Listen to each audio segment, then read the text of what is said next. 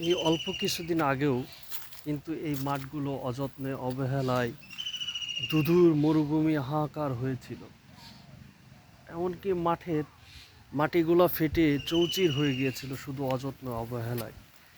দেখুন, অল্প কয়েকদিনের মধ্যে এত যত্ন করেছে, এত ভালোবাসা পেয়েছে, মাটিগুলো সতেজ হয়ে কি সুন্দর করে ধানের বালগুলো আকাশের পানে চেয়ে আছে।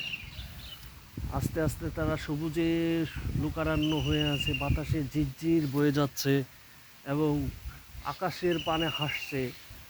কি সুন্দর তাদের ভালোবাসা, কি সুন্দর প্রেম, একে অপরকে এমনভাবে আগলে রাখছে, এমনভাবে জড়িয়ে আছে, মনে হচ্ছে কত কত ভালোবাসা তাদের মধ্যে।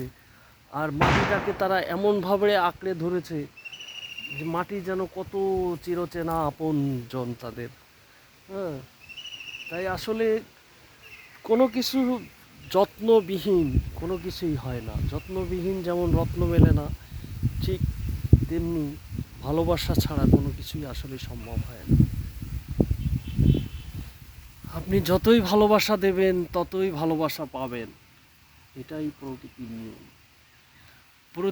প্রকৃতি কখনো নিষ্ঠুরতাকে পছন্দ করে না, প্রকৃতি চায় ভালোবাসা। দেখেন, সবুজে সবুজে লুকারান্য হয়ে আছে।